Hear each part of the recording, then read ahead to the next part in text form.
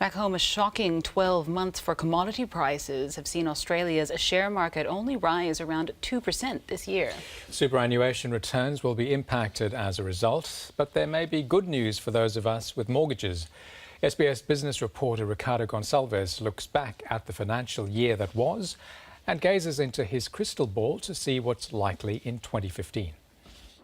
It was a volatile year in Australian business. A financial planning scandal hit one bank. I'm unreservedly apologetic. The CEO of another tendered her resignation. Gail Kelly is a world-class chief executive. Qantas turned around its fortunes. The group has made an underlying profit before tax. And while an Australian icon fell into the hands of a South African buyer, two Australian executives had a different kind of exchange.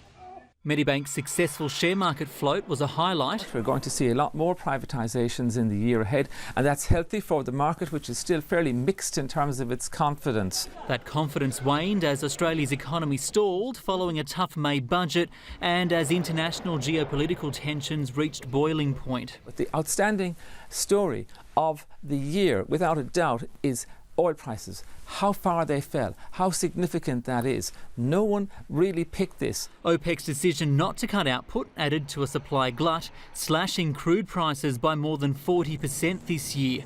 Even worse was a 50% decline in one of Australia's key export resources, iron ore.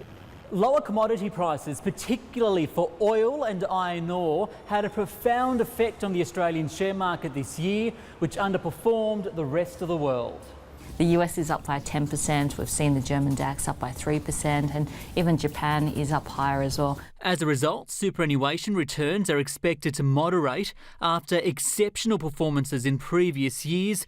The Median Growth Fund has so far delivered a total return of just over 7% this year, according to Chant West. I think the key global theme next year will be the tightening of interest rates in the United States. Now, what that should do for Australia is actually help weaken the Australian dollar a little bit. But not enough to ease the RBA's concerns about the currency's strength, coupled with expectations of a rise in the unemployment rate. We'll see 2 interest rate cuts from the Reserve Bank next year, and what that should do is put some extra money into the pockets of consumers and help lift consumer spending and offset some of that drag we're seeing from very weak incomes growth. While that may further assist the housing industry, the banks may be forced to apply stricter tests for borrowers, especially for property investors.